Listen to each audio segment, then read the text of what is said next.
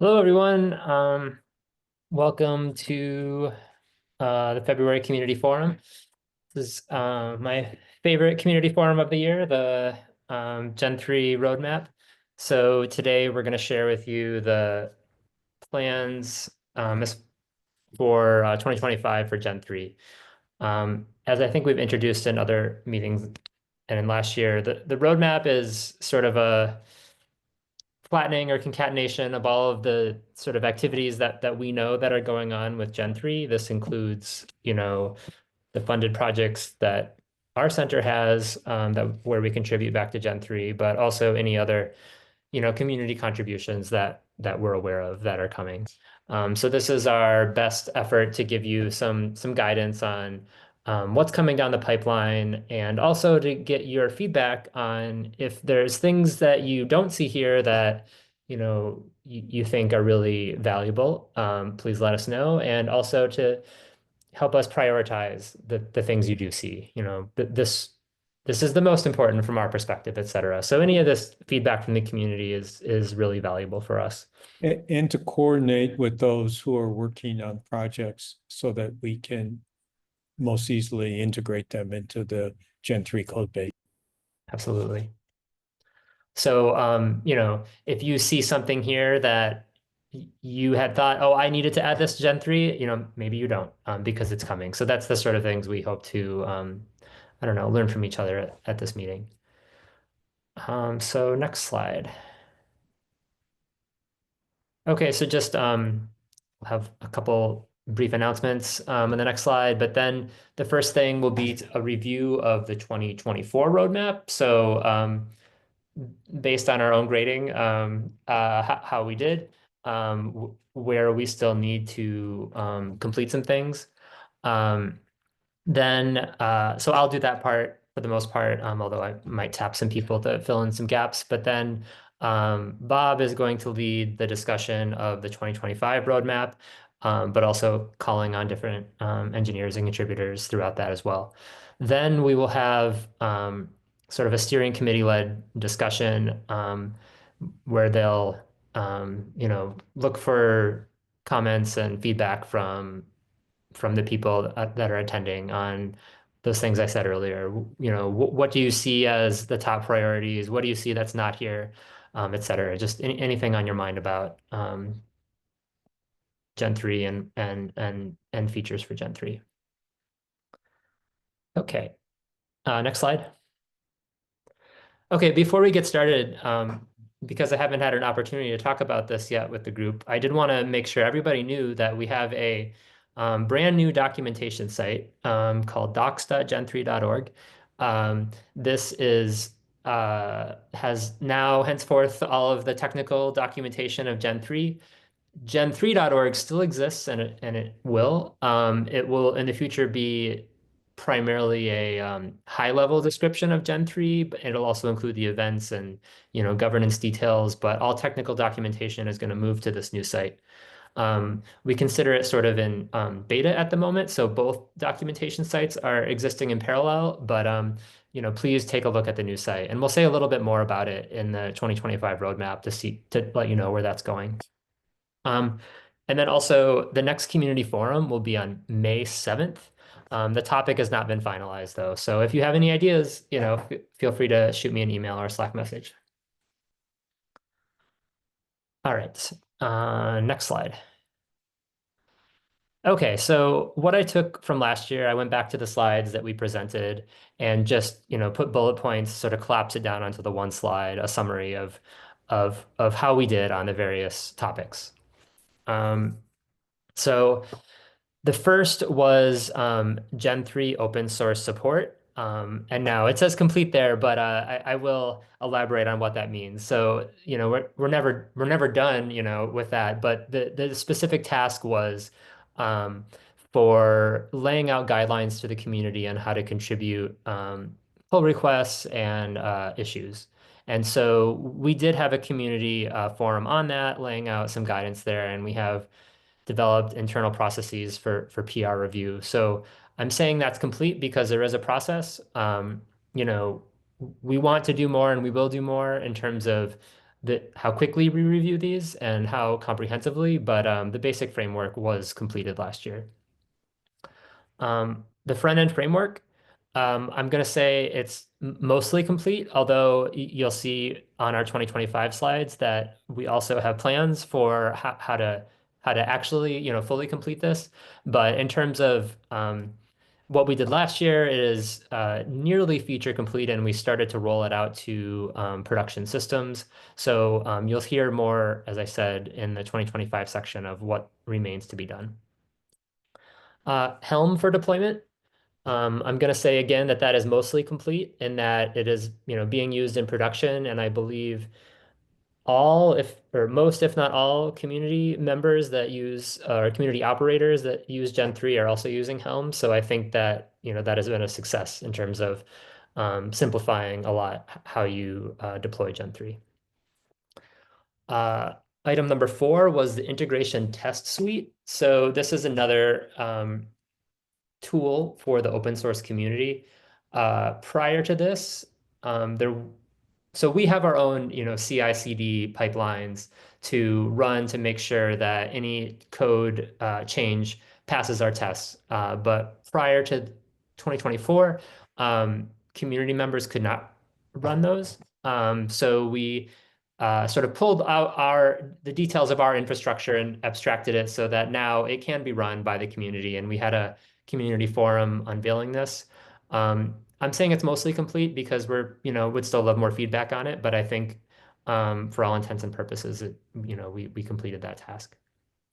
Uh, Adding observability tools was in the roadmap last year. So this is using open source tools like Grafana to monitor activity in the Gen 3 commons or mesh. That was completed.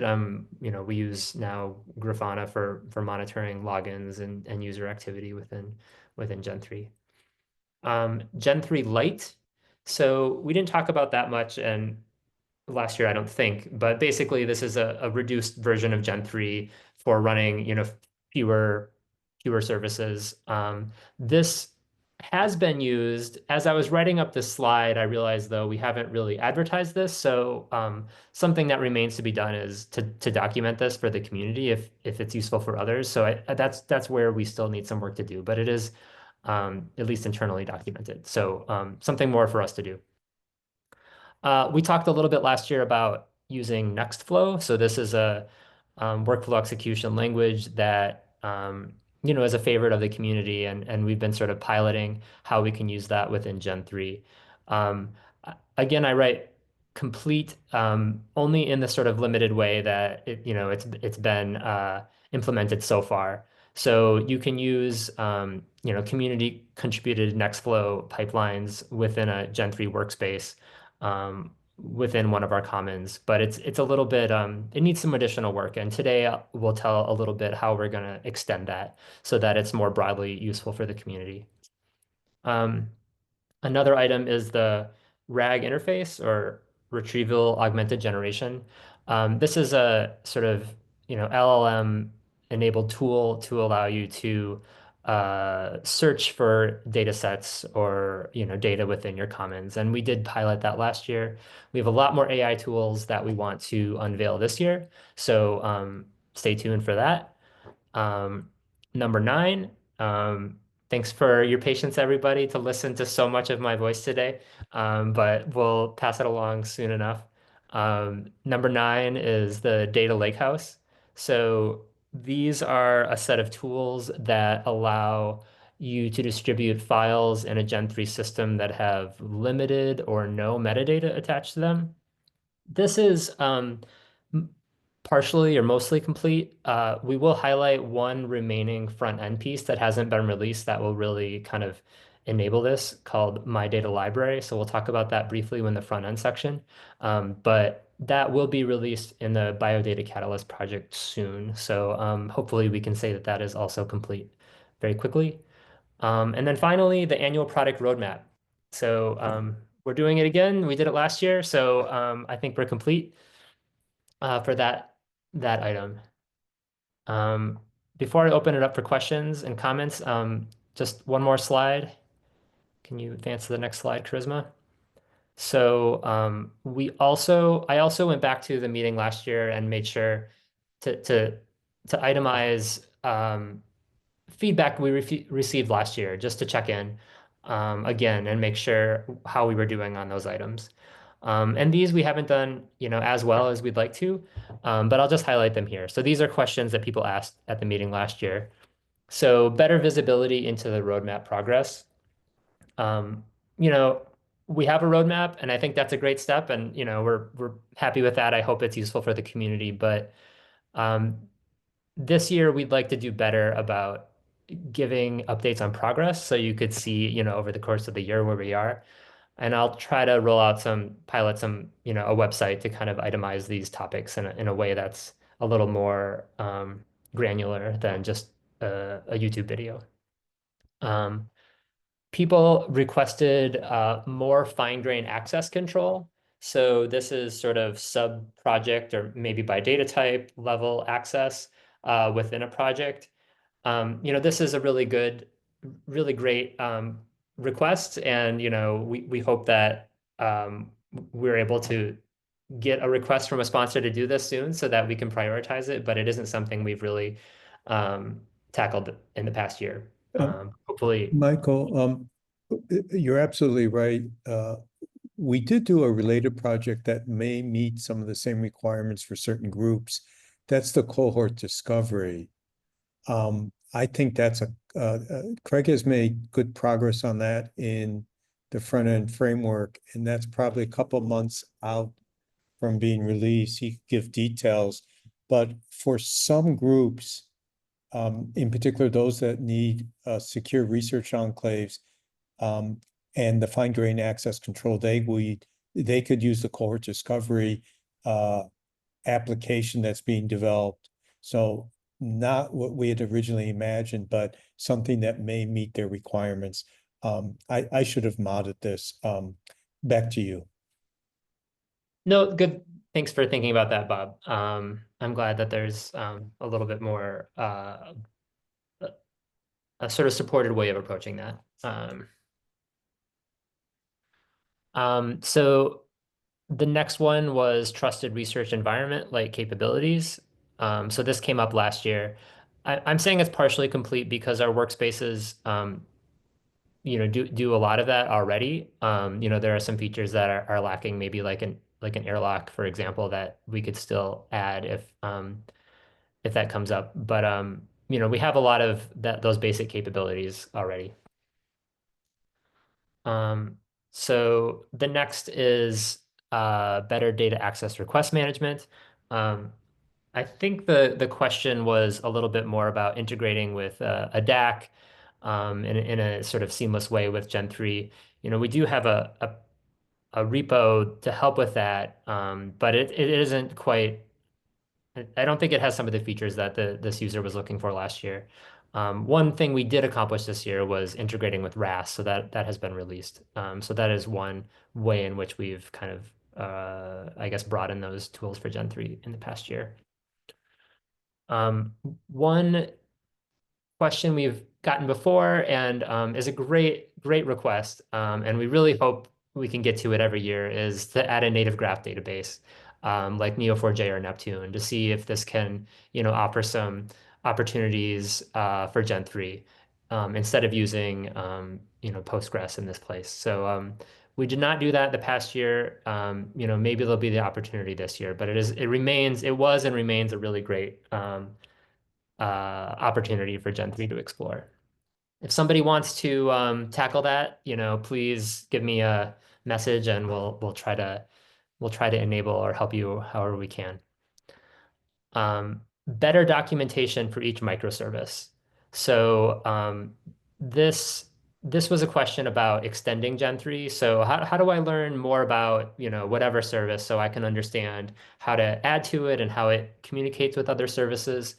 I think we did do some work on this past year, but we will do more this year. So the documentation site has a lot better pointers to the underlying Gen 3 services under the document or developer user guide. So take a look there if you have any questions about that. And we'll say more about it in the 2025 roadmap. But basically, we hope to do a lot more of microservice documentation this year. All right. And finally, there was a question about self-assembled working groups of interest. So this was, I believe the question was really about if, all of you have some idea and want to just get together and work on that. Um, I, as far as I know, that hasn't really taken off, but maybe it has, and you just haven't let us know. If there's any way that we can, help enable those sort of spontaneous collaboration events, please let us know. All right, so that's the end of the 2024 section. I wanted to give a minute though, or a couple minutes, if people had any questions on those before we move on to the new stuff. So thanks again for listening to so much of me for that intro monologue. I just want to say that I just want to thank all those that contributed to this. It was a lot of work that happened in 2024, and it's a little easy to lose track of it if you don't see it all shown like that. So thanks to the team, and thank you for the nice overview, Michael. Thanks, Bob. Okay, so there'll be time at the end to talk. I ask think we questions got about. a hand raised. Oh, there was a hand. Conrad, you had a question? Thank you, Bob. I can talk about this maybe more in detail at the end. Yeah, first of all, congratulations. It's such a lot of work, and having the roadmap itself is just such a great idea for the community for visibility and planning. My question's around the graph database and whether you foresee work around the use of the schema, because the graph databases I'm familiar with sort of require a compliant RDF or even a compliant JSON schema, which I'm not sure that the current implementation uses. Yes, it sounds like a detailed question to me, actually, now that I say it. So maybe we can leave it till the end. Yeah, I haven't dived into it that I think we should. I haven't thought about it, and when I thought about it, I don't think I thought about it that deeply. So someone on the call may know. Let's come back to that at the end. Thanks, Conrad. We'll try to catch that at the end. Any other questions or comments before we move on to the new stuff? Gordon. Oh, sorry. No, I'm good. Sorry. I think we just. Okay. All right. I think we'll I have a question, Michael. Great. Uwe, go ahead. Great. Yeah. I wanted to check in about the front-end framework and whether there is a roadmap relating to that as well, and feature completion and all those kind of things. Is that something that we're still getting into, or? Yeah, the 2025 where's that? section has a front-end framework section. So we'll talk Yes. about what needs to be still completed there. Right. Thanks. I think I saw one other hand that then went away. I was gonna quickly ask, with your 2024 roadmap and agree it's a huge amount of work and well done to everyone. I guess with a few of the items that are mostly complete, are they likely to be finished off, or maybe I'm preempting what's in the 2025 roadmap, or is that sort of them finished for now and moving on? But maybe I've preempted that question. Sorry. Can you go back one slide, Charisma? So front-end framework definitely will have more work. Gen3 Lite, I think, is just a documentation task, which I can sort of help complete. Data Lakehouse, that will be mentioned briefly again in the front-end framework section for 2025. The Helm and integration test suite, I think I just said mostly because it's, these things always need a little bit of work. Not that there's like a feature lacking that I can, highlight, but just that, there's always some continuous work there. Does that answer your question on at least those, Claire? Yeah, thank you. Yeah. Nextflow will also continue Oh. That's one of our important projects that we've scraped together a little bit of funding for. Oh, right. Yeah. So I said complete because I was defining it very narrowly, but in terms of, full feature Nextflow, yeah, there's some more work being done this year, and we'll talk about that in a little bit. Okay. All right. I think we're gonna move ahead to the 2025 section then, and we can circle back if people have, oh, maybe that shouldn't be draft anymore. We'll take that out. Oh, Oh, Bob, you added that. Okay. draft. Great. I added draft because the purpose of this community forum is to get comments. So before we do, the slides aren't going to change, but we may choose to modify the framework based on this discussion. That's why I added draft in a bunch of places, Michael. No, that makes sense. I just thought there was some old version of slides for a second. Go ahead. Oh, I guess this is I'm going to talk about the roadmap. This is I'll start with the bottom, the to be determined. The purpose of this call in part is to get feedback and to figure out what 1, 2, 3 other items we might add. If we do that, what we might have to take off, and also, how we might organize as a community to add some items. I think we're in a much more mature place, and we have a bit of a history of working together now, and we're crossing our fingers that we got a little funding to hire some resources for the next couple of years, whose only purpose is to support the community. It's not definite, but that's why we cross our fingers. We're going to go over where we are with the CSOC. We have a working group. There's a lot to be done, a lot to figure out how to integrate the different community efforts and how to make them complementary and supportive. We'll give you an update on the task execution service. That's the Nextflow. That's what we're using to support Nextflow. We're doing a lot of work on AI capabilities to Gen3. A lot of it's research, but some of that research will go into production. We'll continue the documentation, continue the front end. We have something that came out of a workshop called Mesh and Node Cards, and then we'll add some more items depending upon this discussion. Next slide. So we have a CSOC working group, so we just met. This is those who aren't involved. This is open source software that we and others, that various groups in the Gen3 community are developing. It's open source software, so you can fairly easily run 2, 3, or more commons from a portal and be able to configure them, size them, monitor them. This splits into some pieces. It's not exactly clear how best to organize the pieces, for those who have existing Kubernetes infrastructure, how to overlay this over it. For those who provision their infrastructure in different languages, how to support all that. For those who want a one panel to do everything, how to set up your Kubernetes infrastructure and then put the commons over it.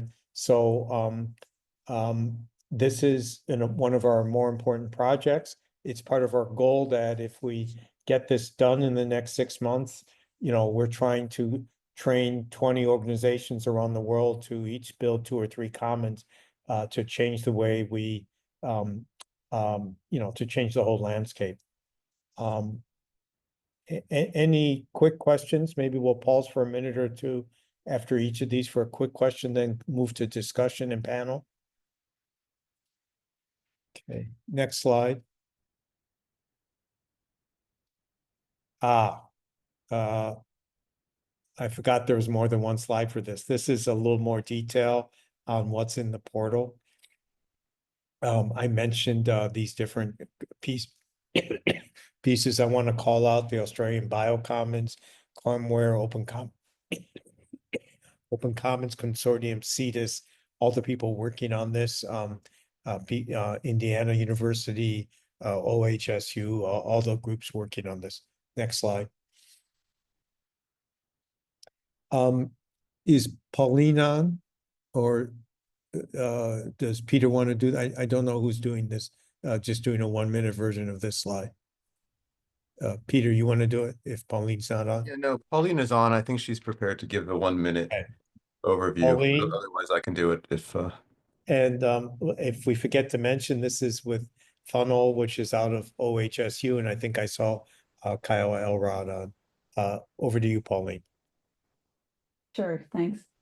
One thing we've been working on and are still working on is support for GA4GH tests, which is the task execution service standard. That the goal is to allow us to run jobs by themselves or jobs that are part of workflows. So we have a lot of that working already. We're integrating Funnel, which is a distributed task execution tool. This allows us to support Nextflow as well, which I believe we might have talked about in a previous forum. Nextflow has support for the GA4GH test spec as a backend, so we can connect Nextflow to the Gen3 test API, which means we support workflow execution now. This test API improves our ability to isolate tasks and workflows for better security, and for a better flexibility. We can run jobs within a workflow, outside of a workflow. I think we'll be able to do all kinds of things with this, really. We had a previous version of this that allowed us to run Nextflow workflows from within a Gen3 workspace. Supporting the test API allows us to uncouple Nextflow from workspaces and simplify a lot of things that we had working before. We're still working on that. I'm not sure it's fully ready to be adopted by community members, but if anyone is interested in deploying that, testing that, you're welcome to reach out. Thank you, Pauline. Next slide. There's so much to be said about this. I think one of the first things we're doing is trying to create APIs in Gen3 to support embeddings and try to make it easy for people, for us to create embeddings over the data in Gen3. And also to use the test execution service and the ability for user-generated containers to be added to create custom embeddings, for the user to create their own embeddings. We have a lot of work going on within our research group at CTDS on making it easy to have text-based queries to a Gen3 Commons and get back the results of those, basically natural language queries to Commons. This is a little more of a research project than the others, but we'll start with the vector store and some embeddings. There may be enough of an interest that we could have an AI interest group. And we can discuss this hopefully in the panel. This is again, this is a little more researchy than some of the other projects, but obviously of interest to a lot of people. This is basically year 2 of several years that we and lots of others are going to be working on this. We call these AI Commons, and we have a notion of an AI mesh that we're not going to talk about, but we are actively thinking about also. That's the mesh supports distributed federated AI over 2 or 3 or more commons. Next slide. Michael, I think this is very nice. Thank you for doing this. What do you want to say about this? Sure. Thanks, Bob. Yeah, I'm just I guess tooting our horn again about this. That's partially been released already. So I guess in some ways, we're doing well on the roadmap for this particular topic. Um, but as I said in the intro, actually, can you go to the next slide, Charisma? I'll just highlight what we did. So as I said, we've moved the technical content. This included a re-review of I think every page, and modification of many of them. The overall structure is now kind of more clearly organized around use cases of users of a system, operators, and developers. We have now integrated the Helm documentation, which used to be at a separate site, so it's all together in one place now. One of the other big accomplishments here, though, is that it's now in MKDocs or McDocs, and all of it's pretty much written in Markdown. So it's before we had a lot of HTML on the gen3.org, and so it wasn't really very easy for community members to, simply edit. So hopefully now it's at a place where, if you see something you'd like to change or something wrong with it, please just make a PR, if you're, able. There's also issues you can make in GitHub or just give us feedback, but hopefully now it's in a place that community contributions are much simpler to make. Also, now the content will be versioned with the monthly release, so hopefully it'll be kind of clear to the community that we're in sync with Gen3 software updates. The other thing to highlight, though, is there's a lot more content to come, we hope, in 2025. And that's what we'll be working on, especially the microservice documentation. So that's a big push for us. And then also documenting the front end framework, which needs a lot of documentation. So hopefully it'll be more approachable by the community. So those are sort of the things we hope to do documentation wise in 2025. Back to you, Bob. Thank you. Next slide. Craig, you want to go where we are? And as a reminder, can you talk about where the cohort discovery tool is? I know that was of interest to some groups in Australia, Europe, and not elsewhere. Sure. Yeah, be happy to. So hello, everyone. Over the past year, especially last year and beginning this year, we've been continuing developing the new front end, and so we have made good progress on getting the basics out. So we have what we do have working is Explorer, or the cohort builder as we call it, or Discovery, the dictionary. We now have workspaces mostly working, and doing refinements to all that. And we're starting to migrate our existing data commons and meshes to Gen 3.2. As we do that, we of course find things, because the code base gets exercised. We're trying to fix and update as issues that we find, but it is getting cleaner and cleaner. As Michael said, we're trying to improve documentation. I know one of the ones is definitely around configuration, also about end user documentation, but I think about both documentation for people who want to configure it and understand what's going on and how it talks to services. There's a lot to turn off. There's a lot of features that you can enable and disable. So things around that. Also with styling, we're adding some improvements there, and then we're starting to really work on the additional features and forms of apps. And so it is that we'll be able to deploy apps that are sort of more of a plugin. And one of the apps we've been talking about is Cohort Discovery, which is about 60% done. We still need some work to finish it up, but I'm in the process of working on that. We're trying to get that one out hopefully soon and get that configured so that's available for use. And the other one we're doing is which is not on here, but it came a result of conversation. We're trying to get sort of a common app that you can just run configurations on instead of having to fork the repo. So you can do a lot more testing and development and sort of experimenting that way. So that is a big to do for this year. Next slide, please.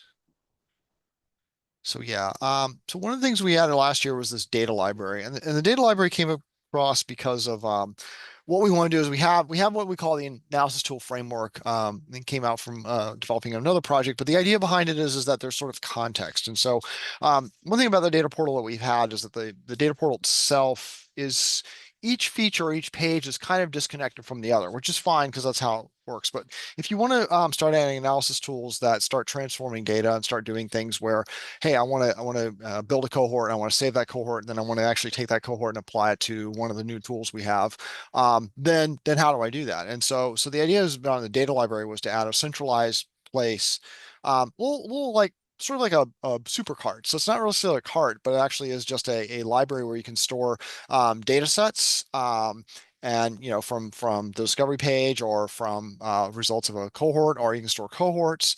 And then the advantage is that will be available everywhere. It'll be on somewhere on the well, you see it there on data library, but it'll be there. And then you can, from any app, you can pick and choose what you want to apply.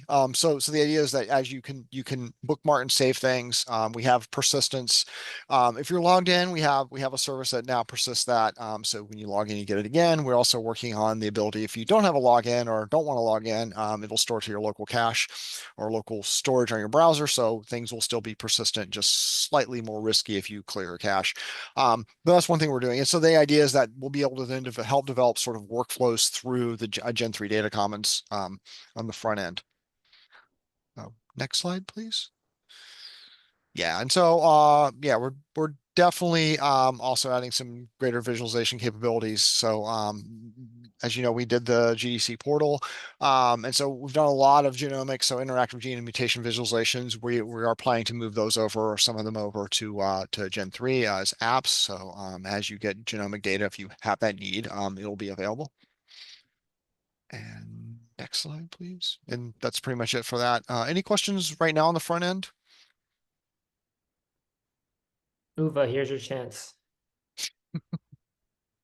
I should say, is there any particular Gen 3.2 capabilities or applications that people want to see sooner than later?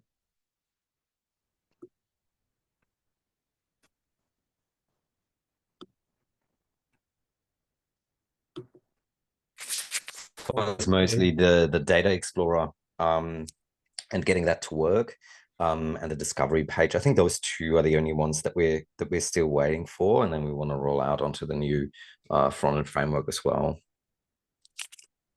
Okay. Yeah, those are there's a improvements to the Explorer page just are in the final process of being finalized, and we'll push that out and have some documentation around that. So you'll be able to see that soon. Do you have any approximate estimate, very approximate? On the improvements for the Explorer page, that probably can be out as early as next week. We have some features. We have one feature which we're working on, that if you denormalize your data, you can, if you set a filter on one tab, it will automatically set on the others. We're in the process of testing that. That came in as a request, but we're actively trying to do that, which kind of makes it doesn't necessarily make a true join across Explorer indexes, but it makes the user experience a little more uniform in what you can do, and you can optionally turn that on and off. So we'll have documentation around that and show that. We have some stability improvements on it as well. And the other thing we'll be doing, so that's coming out, as I said, probably as early next week. And then we'll try to do some visualization improvements over the next month or two to improve the charting and allow more options for data visuals. Oh, that sounds absolutely fantastic. I have another question, and that only came to my mind now. But are you thinking about any deeper integration into workspaces with respect to the AI capabilities? So things that I could see is, for example, using the embeddings that you're storing to do retrieval generated augmentation inside a Jupyter notebook to help the user actually doing things. Yeah, Is there anything that you're thinking about that? Yeah, when that the Jupyter Notebook will have access to the Gen3 APIs, so that would come as we add that. And the service we have now does use RAG. I think that's one of the earlier things that's going to come. If you have specific things you want to do, let us know. But we're just trying to make it as easy as possible to use embeddings, RAG, and build small to mid-scale models within the commons. Awesome, thank you. Yeah, we don't have specific use cases at this point, I think.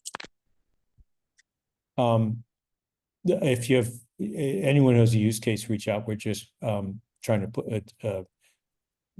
roll this out. Well, figure out the best way to do it. The RAG is relatively straightforward. Getting the natural language translation to Gen3 API calls is one of our active areas, and to get high quality results is some work. No, I also we are trying to put synthetic data to have algorithms create synthetic data over the data based on the data in Gen3 Commons, which has a lot of uses in AI. Turning to the next topic, out of the conference we ran on accelerating research using data meshes and data fabrics, we're running that again in June. Can you put that date in chat so everyone knows? One of the things that came out was, could we make it more easy to set up meshes by having a commons have a node card and a mesh have a mesh card that they could read mutually, that they could each read, and the mesh could then read these node cards and set up a mesh with those nodes, and conversely, a node could more easily join a mesh. So we're prototyping this. This is also something that there's an interest in GA4GH. So there's this is, I think, I think it's the cloud work stream. Someone can put, if I'm wrong on that, they could put the right work stream into chat. But this is, it's not a lot of work, but it should be quite useful. And it should make it easy if you want to interoperate with another commons to do that more with the automation by reading these mesh cards. Obviously, none of this would happen without the approval of both commons and agreeing what interoperability they're going to support, but this is to make it more programmatic. Next slide. That's an example. Next slide. I'll turn it over to who's ever leading the panel. Michael, I'll turn it back to you. Maybe we could see if there are questions or discussion we could have before we jump to the questions we could answer before we jump to the panel.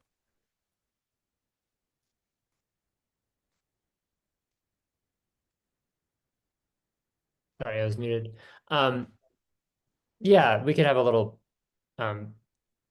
pre-discussion, I guess, before we turn over to Kyle, Claire, and Plowman from the steering committee for some additional moderation. Does anybody have any initial thoughts?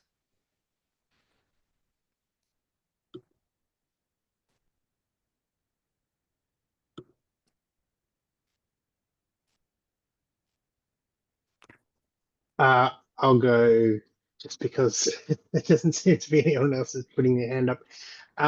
I would love some more work around the data model and data dictionary. And I guess I'm not even necessarily talking about tooling, but around documentation, explanation of how all the node models are put together into a single schema. Because as I currently understand the code base, which is not terribly well, just put that out there,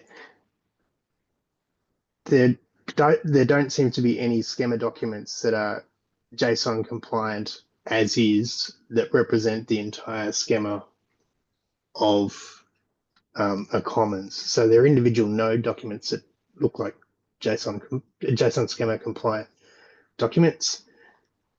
And there's some tooling in various places around merging those and resolving references and you kind of end up with a thing that looks like a bunch of JSON schemas all rolled into one. It could be, look, saying this, it could be my ignorance of the code base, and there's actually a really great one out there and I've just missed it, in which case I apologize, but I guess that would point to a gap in the documentation. Yeah, maybe I would ask Chris Meyer or Pauline or Peter if you have thoughts on this. I'm not sure if I can really comment on that, unless Bob, you have some. Is Chris on? I mean, he I has am on, but I've been doing some multitasking, and I may not have gotten the full question. I know it's about data dictionaries in JSON format.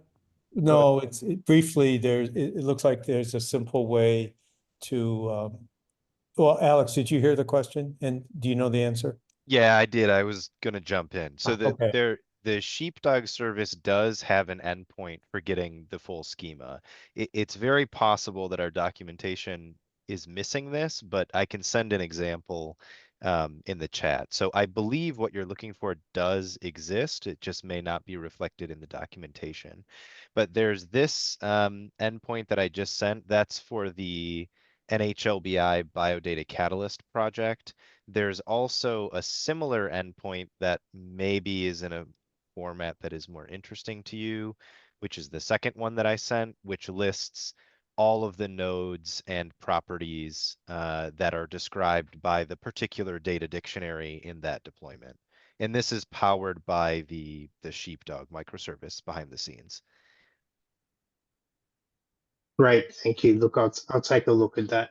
I guess what I was looking for was not just examples of how to extract schemata from existing commons, but how to generate a compliant one from scratch. And it's less around. Can I jump in Perhaps, quickly? sure, Can I jump? go for it. I think I know what you're asking for. So you know how the schemas are compiled from YAML files? So you have a bunch of YAML files and then they run through a compiler and you get a JSON out of it.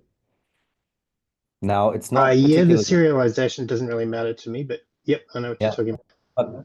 but what isn't entirely clear, and I think where we've gotten hung up, is the YAML files, the structure of the YAML files, and what things need to be present and what things need to be not present. And so over time, we have generated some schemas out of the YAML files that don't load into Gen3 or that don't work with Gen3 or that trigger very interesting bugs in Gen3. And through trial and error, we've essentially figured out what things to set. And I think what you're looking for, if I understand you correctly, Gordon, Conrad, is a schema for those YAML files so we know what needs to be in there and how a minimal YAML file looks like. It's not so much about the JSON schema. Yeah, I think I broadly agree. I guess what I'm after is the meta schema so that I'm not only working from prior art to say, well, my one has to look like this. Like, what are the principles involved here that I can generate something from scratch that will validate and upload? But that is more on the YAML side of things. So these are the YAML files that get then compiled into a JSON schema. And so having a schema for those YAML files would be really helpful. Well, correct me if I'm wrong, but I believe you guys, the core element of the schema, yes, is JSON schema. However, how linkages between different record types is actually, isn't it like a media extension? That's like an extension to JSON schema that's not widely used. But I mean, you guys are, if my recollection is correct, I think it was like JSON media extension is how the linkages are actually formatted. Is that correct? Alex, do you know the answer to that? I'm sorry, I'm not as familiar with the description of data dictionaries and the conversion, so I don't know off the top of my head. I don't know if Chris has any insight into any of this. Yeah, I think this might be the fundamental problem that they're trying to get at is that yes, you guys are using JSON schema, but there is also, again, the linkage description, like which field becomes an edge in the graph. You know, that element is a little bit past standard JSON. And so tooling for how that description should be formatted, how it can be validated. Just being able to do like data validation on the client side without having to install all of Gen 3 and having utilities to do that. I mean, my team did a whole bunch of like side utilities, just like, work for our stuff. So I think that might be what the gap here is that we're kind of, feeling. I think that sounds right to me. We build for the GDC, we build a validator that's easy to use. Why don't we take this offline, but see if we can have a schema validator that would be in the browser that you could run with giving guidance, etc. And we'll also look into if we have a form of meta schema. Chris, Michael and Chris, can you sort of work on this? Yes, Yeah, I'd be happy to connect and. Yeah. Sorry, Michael. Yeah. And we may have a meta schema. I don't know.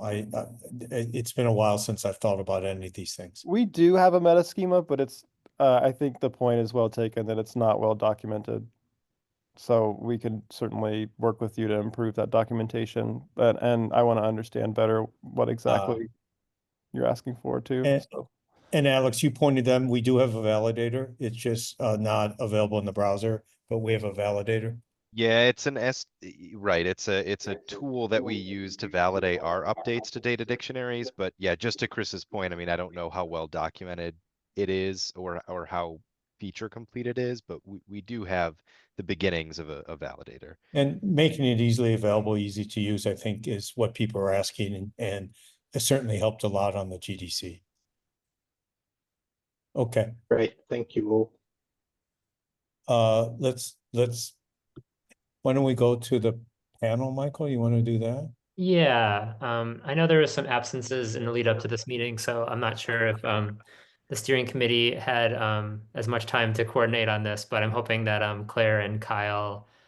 Claire from the New Zealand eScience Infrastructure, and Plamen from Open Commons Consortium, and Kyle Elrott from OHSU can kind of help lead a discussion or additional moderation with the community here. Is Plamen on as well?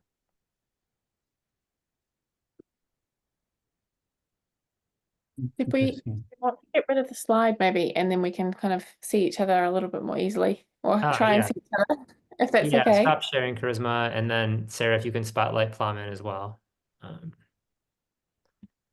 If Plamen, I think I see you there.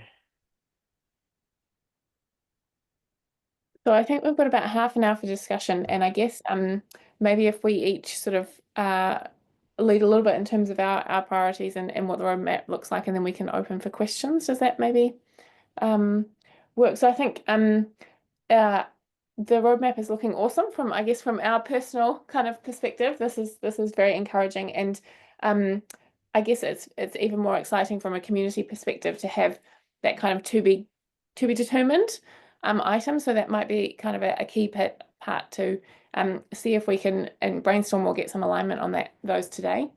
I guess just personally from us, the front end framework, all the development in that area is looking really good and really exciting. It's something we want to adopt. We're a bit nervous. We haven't yet adopted, but great to see that you're kind of migrating other Gen 3s over already, and I think kind of as Uwe mentioned, there's a couple of features that we still think are missing, and then we're very keen. I'm assuming, hopefully, there's not sort of end of life plan for Windmill yet, but I'll let others comment to that. And then I think for us in the sort of, I guess, trusted research environment, integrating kind of almost that end to end. That I think, Michael, you mentioned kind of an airlock or integrating a DAC. We were considering AI REMS. That sort of, I guess, that feature suite is something that we're also very keen to look at and see if there's more interest from a community perspective there. I might hand over now to Kyle for a minute, and then we can move on. Yeah, no, I agree. The roadmap as described so far was very exciting. Of course, I'm slightly biased because we've been helping with, again, some of the GA4GH test components. I just wanted to expand on that in terms of like what it means in terms of the landscape. That specific API, you're using the server that we implemented. However, because it's a GA4GH API, it's not limited to that specific implementation. Tools that use it. There's a server that's being written by Microsoft for deployment, large-scale deployment on Azure. And I believe that Elixir over in Europe also has another version that they use for deployment, some other deployment styles. So the nice thing there is that on the other side is that like Nextflow is name checked, but also I believe there is a plugin for SnakeMake. Cromwell has also has support for that. And there's also like a Python API where people can just issue jobs themselves. So we're hoping that it allows a number of different workflow engines, so that, you know, your workflow engine du jour, or whatever you happen to like, you know, can be plugged into Gen3 without being gate checked by the, you know, like, why isn't it in Gen3 yet? It's like, well, no, we have there's a common API, and anything that you want to use, as long as it speaks this. For example, actually, yeah, a Galaxy, there's also an API test endpoint for it. So, I mean, theoretically, all these different systems could be connected to Gen3, and then any files generated by your task could theoretically be automatically have the provenance tracked in Gen3 automatically. So every file, you know exactly which command line generated it. Which again, for working in reproducible computing and doing scientific rigor is, I think, incredibly exciting possibility. So that's, I think, a major element. Beyond that, you know, I think we're very excited to see all of the work that's been going on in the front-end framework. I know we've managed to take the plunge before a lot of people and get in early because, you know, we were more in the development phase of our system. And we've been very excited to see the rapid progress. I know we've been spamming Craig with lots of requests, and you know, I think the most recent one, which I think that was at the cross-panel filtering, and that should be really exciting. I think you also mentioned, yeah, this idea of passing around data sets as almost, you know, that's something that we've seen a lot of downstream users request, is being able to develop cohorts and have like a explorer view on that and then share it with a colleague. Is something that I think will be very powerful for users of the system. So we're excited about that. I think in terms of the other, you know, future looking stuff, I know you mentioned graph databases. That's something that we've been working on. We actually have a spin where we're actually doing a prototype with our own internal graph database. So that's something we're working on. We found it very interesting because you still need like the Guppy system to be up and running. So there's this kind of interesting connection, like, because a graph, it represents information in a very kind of, you know, distributed fashion, but Guppy needs things rendered into Elastic. And so that how do you flatten out a graph is actually one of the problems that comes up, because a lot of what we view because the underlying schema of Gen3 is a graph. However, how we think about the world is this flattened tabular view of it. So how do we facet graphs? Right now, we're doing it as a configurable that's part of the DevOps process. But is that something that can be made available to users so that they can actually take different facets of the graph and flatten it out the way that's pertinent to them? Have like an Explorer panel that's centered on genes or something like that. So these are the kind of things that we're thinking about for the future, at least from our end. And we're interested to, again, see how the work that you guys are doing can kind of enable that and make it a bit more, you know, help us to move faster on that. Kyle, there's also discussion on using the front-end framework to go directly to databases without going through Elasticsearch. So we Yeah. should think of what you just said in that context also. I think, yeah, and there was this discussion, or this, how do you extend the GraphQL endpoint in a safe fashion? So you want to be able to allow people to maybe provide new queries, like, you know, Guppy has a very kind of opinionated way of how the world should be faceted and queried. But if you are interested in other types of aggregations or selections that involve joining different elements in the graph, how would you describe that in a more, you know, functional way that can then be, you know, made available to power new, you know, UI elements? So we're kind of like interested in that as well. Because you're right, it would be nice if it could be directly connected to the database. The unfortunate thing is you guys use Elastic because it's so fast. We like the way we do it is we have the graph database, but if you access it directly, a lot of times it's going to be a little bit slower than if it, you know, just again, if you know which facets you need to raster out, basically, you can cache them in Elastic and it's then just really instantaneous. And so that's a really hard bar to kind of get over. So we still think, yeah, getting around Elastic might be a little difficult. It would be for the smaller, less performant versions. It would be a little easier. So it wasn't for the large scale. Yeah. Where But there's like, then we have to like Gen3 then has to manage the synchronization of this. So I should have kept my mouth shut till the discussion portion. So I am sealing my mouth and muting. So I guess now we should probably pass it on to Plum and on his thoughts about the if his mic is working yet. It's yes, back on. Can you guys hear me? Yes. All right, great. Thank you so much. I love everybody's discussion about this and everybody working on this from a different perspective. Our focus is infrastructure as a service.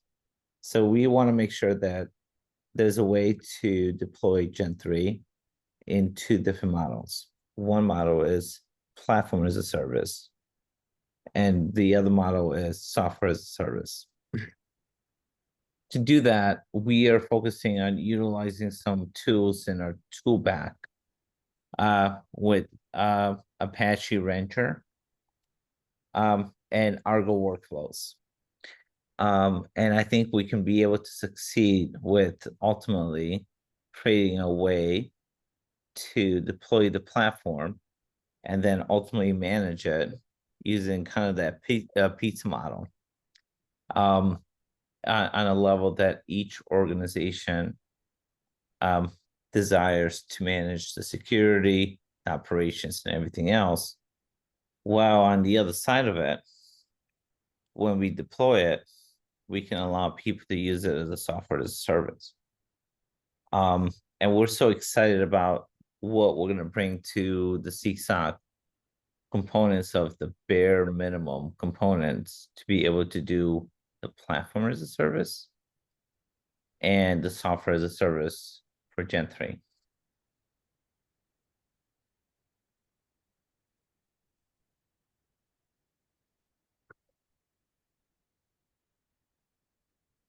Thanks, Plum. Yeah, take it away, Kyle, Claire, and Plum, however you want to. Well, I think you know, the various members of the steering committee have kind of said what they're really, you know, happy about in terms of the roadmap. I know that Bob had several TBDs listed. I think each, you know, of us have mentioned the different things that we're independently working on, and hopefully that can be integrated into this, you know, your guys's, you know, roadmap eventually. But I'm curious to hear from the larger community of the things that they're either interested to hear somebody working on, or they are working on themselves. And even if it's just like the introductory prototype and you're thinking about this direction, you may not have made any good progress. So don't feel shy about like sharing like even your hello world tests about things that you think would be good functionality to see into the, in the Gen 3 roadmap. And not just from Chicago, but from, again, the larger community of developers.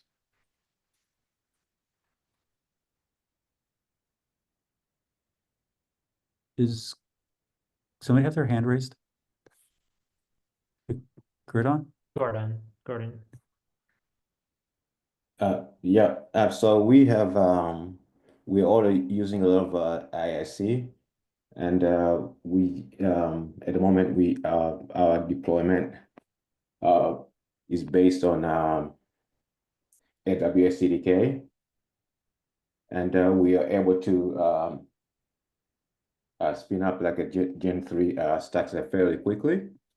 So, I mean, the only part where we find ourselves spending a lot of time on is the post deployment, where we have to configure quite a few services.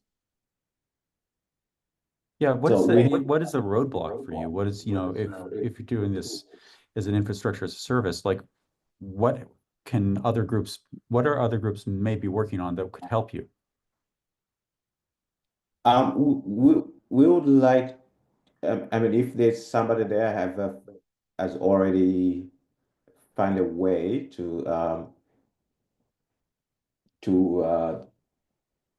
automate the post deployment configuration, things like these services support Gen 3, for example, like SSH dispatcher config. It has quite a bit of configuration that we have to do that manually. So we would like to have, I mean, our ideal situation is like where we just with a click of button, so we have a Gen 3 stack. I think this is a direction Jawad is heading to, but at the moment, it would be great to just with a click of button, we'll have a Gen 3 stack without having to go in there again and configure services like SSD dispatcher, for example. So is this like all this stuff that's not? Oh, sorry, go ahead. Oh, I was gonna say this is all this stuff that's not in the Helm chart. So, and right now that's, yeah, I was gonna ask to any of the developers for Gen 3. I mean, do you guys have standard practices around this? Is it just not like one of those elements that you guys know how to do, it's just not documented? Or is this an actual, like, is the gap in documentation and knowledge exchange, or is it actually like there's no tooling here? I don't see Jawad on the call. I don't know, Ed, if you're able to talk about this at all. I mean, Kyle, this is exactly what we're dealing with, and I think this is what I was just mentioning that we're doing and hoping kind of bridge this gap and reduce the barrier to entry for this. And I think Gordon, as he was mentioning this, is something that we're going to be able to help and make this better, obviously with the relationships and partnerships with Jawad and everybody else that we're doing. But that I call it the easy button in one way or another. That takes a lot of work in the back end, and I think that with the group that we have with the CSOC that's working through some of this, we're going to be able to produce something that you can spin up multiple comments and in a way that's easier than it has been before. And that's the maturity that we're trying to achieve. Are the CSOC meetings open to the general public? Yeah, if anybody wants to join that, it's totally posted in GitHub, but I'll put the link somewhere here. But yeah, anybody that wants to join these discussions that we're alluding to about the CSOC platform, please let me know or just join, and I'll put the link here. Okay, yeah, I think if that's probably one mechanism for people on this call to get a bit more in touch with, yeah, it sounds like it's a very much like known problem. People are working on it. But yeah, there's this whole like one team's working on it and it's working, but then there's this gap between, well, it hasn't been communicated out to the larger community. It's not in this kind of shared pool of knowledge that people are, able to access. Obviously, the docs.gen3.org is probably going to be a big help for that. But obviously, there's always going to be a little bit of lag time if it's the, Plumman's team is working on it right now. How many months until it's actually like in the docs website?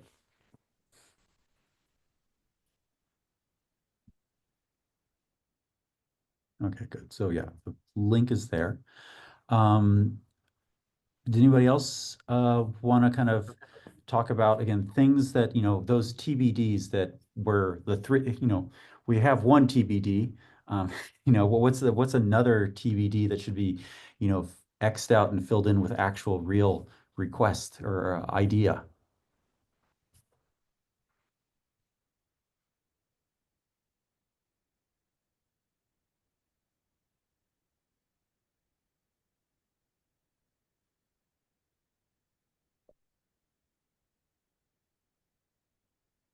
Nobody's going to speak, then we'll have to pick on somebody.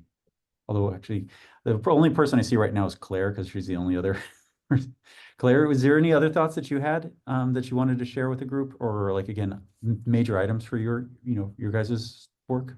Yeah, I could mention, so we had a discussion, Bob. I'm a little bit putting you on the spot here. Apologies. We had a discussion at J4GH about the concept, I guess, really, of Gen 3 in a box. And I guess it touches a little bit on the sort of the Gen 3 Lite work that you did last year. But I'd be keen to sort of hear if that was I guess a concept that interests others, or if Bob, you wanted to comment at all. Yeah, briefly, it would be good to have Gen 3 as a box. A small to mid-sized Gen 3 that could just be dropped into a facility within a hospital on a sovereign land in an organization that wouldn't have to be connected to a public cloud, and that could sort of easily be booted up with a simplified management interface. I was trying to look for some volunteers to do that. And I'm also looking around for some funding. But if you're interested in Gen 3 in a box, I think there are a lot of reasons it would be helpful to have that, and and quite useful. So please reach out to me and Claire, and maybe we could get some critical mass around this. It would be a self-contained box with OpenStack and other things, so that it could run fairly simply within an organization's firewall. And and expose portals as that organization chose. I think it would find a lot of uses. It's just I seem to only know overcommitted people. I'm not sure why that is. I'm going to hang out somewhere and look for undercommitted people. Well, pressing on that idea of, the simple version of Gen 3, or at least even the components of Gen 3. I think earlier we had the discussion on schema validation. And I know, Bob, you mentioned like, well, we could, bring up a web page and people could check their stuff there. But even for me, that's like, well, why isn't there like just a simple, pip install CLI that I could just run in my terminal or on the cluster or something like that to validate the data as I'm producing it? Why do I need to interface with all of Gen 3? Are there any other opportunities for elements of Gen 3's functionality to be broken out into more modular components, things that Gen 3 does that, could be better, again, tooling for people that are, I think about people a lot that are working on HPC environments, and so they need very specific subset of tools that will work within like this little, applicable world of the HPC, so like CLI tools, validation stuff, upload, download, even like a Gen 3 command line query tool. How do I like do a Gen 3 query on a command line? Stuff like that. Is there opportunities to improve, again, small modules of Gen 3 functionality, or even interoperability with the Gen 3 system, to enable people to kind of, again, spread out their usage into new environments? Yeah. We've had discussions like that. I'll leave it to, I'll open up to the others who might want to respond.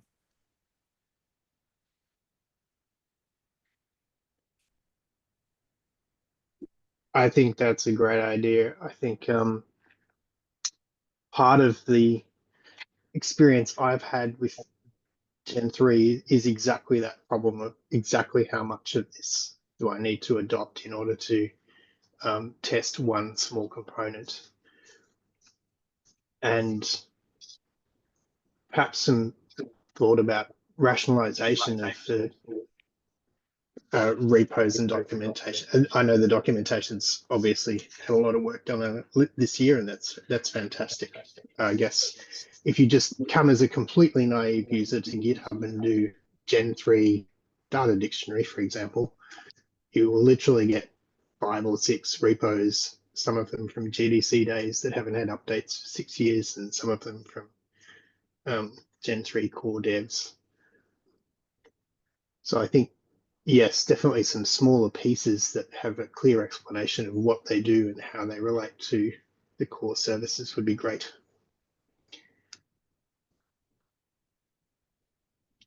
Are there any other, I guess, use cases? Like I said, the schema validation was one that we've mentioned. I also mentioned, like, the idea of enabling querying. It's probably in there someplace. I want to see. We have a whole bunch of tooling that does this stuff, and I forget how much is like our specific tooling and how much is like available through like the base Gen3. And like project management, command line level project management. It's something I think that we engineered into our copy, where you can create a project and then add and remove users to it in order to manage access. And that was all a command line based utility. And so are those the main things that people would need from, again, more of a, modular and also, again, there's two different themes here.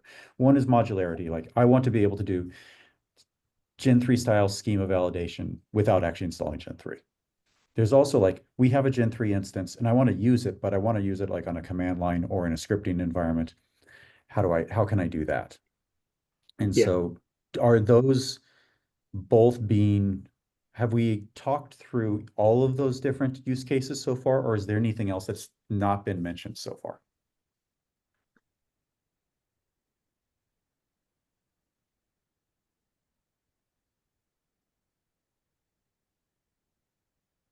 Lack of response from anyone else, but feel free to jump in, anyone. I think this is possibly slightly tangential, but I guess on the modularity aspect, something that we struggle with is that we bring data in dribs and drabs, and actually managing that data ingest problem is currently a very complex spreadsheet, which would really be nice to be something else. So I think for us, one of our areas of improvement and I guess maturity is looking at actually how, I guess, that funnel of data in and managing that process into Gen3. And I was curious if anyone else had software that they built or other ways of doing this, or if everyone else sort of just has a really complex, annoying spreadsheet as well, or if there's other ways. Claire, I think you know our research data manager, Josh Harris. Yeah, so he has some tooling. Again, he's built that sort of bespoke for our use case. So I guess I would echo that experience. On the CTDS side, keep calling on you, Chris, but you sort of manage a lot of the data ingestion. I don't know if you have any anything to volunteer on how we manage that, I guess.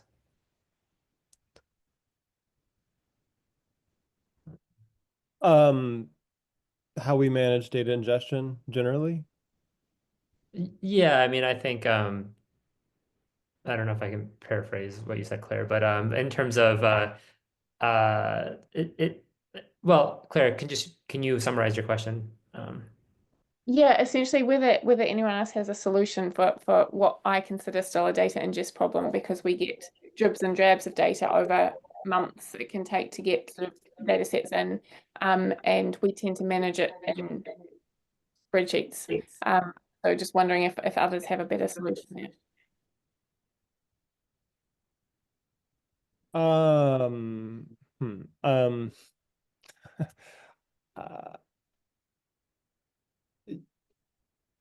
you mean, sorry, I'm still not sure It might be a exactly. different model than we have, Chris, with some of our projects where there's often some federal funder that like does some small amount of pre-organization and kind of delivers it. So maybe the question doesn't quite apply. Yeah, So and I think Claire, like on the side, we do that with our Prometheus project, part of the DoD. So we had to create actually a mini data commons, which runs very few services to then be able to take that data, manipulate it, and then bring it into the major data commons. So essentially, it kind of creates an ETL process while you're having the indexing done. Now you can track those records into the primary data commons. And I can talk to you about this offline of how we've been able to do that ETL process.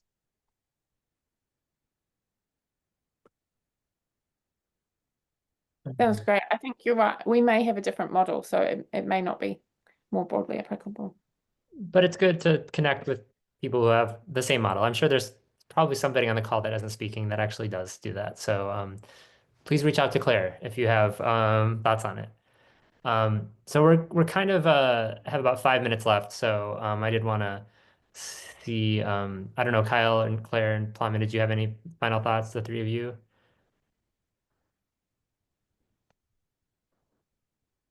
probably let Claire go first because I've talked too much. Oh, I think just probably a big thank you to the Gen3 team. It's really awesome as a sort of a community member to get this oversight of where you're developing and your plans for the year.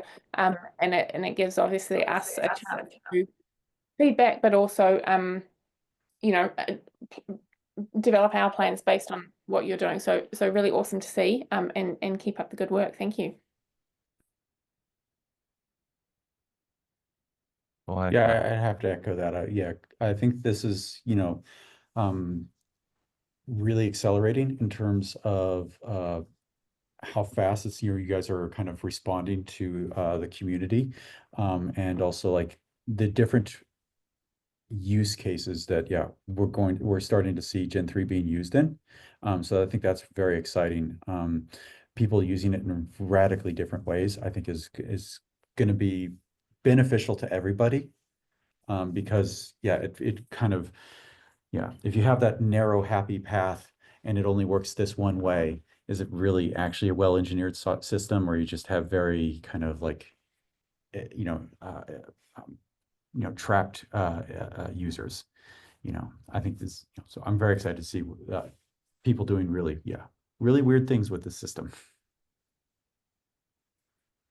I echo everything that both Claire and Kyle are saying. I also want to say the following. I'd like to see the system used across the various cloud environments. And I want to see people coming back with challenges and questions related to using Gen3 on Azure, Gen3 and GCP, because this is something that we are all trying to work on.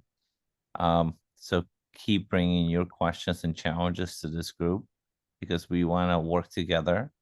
That's why we have this group, to help everybody solve these challenges. Data is another challenge, and we're going to work through it. But Gen3 itself, it's one tool to help us move things forward and help us make it a little bit easier to do certain things. So I really appreciate everybody's input and help. Great. Thanks so much, guys. Does anybody else from that's online want to add anything else before we break? I think Bob had to drop because he had another.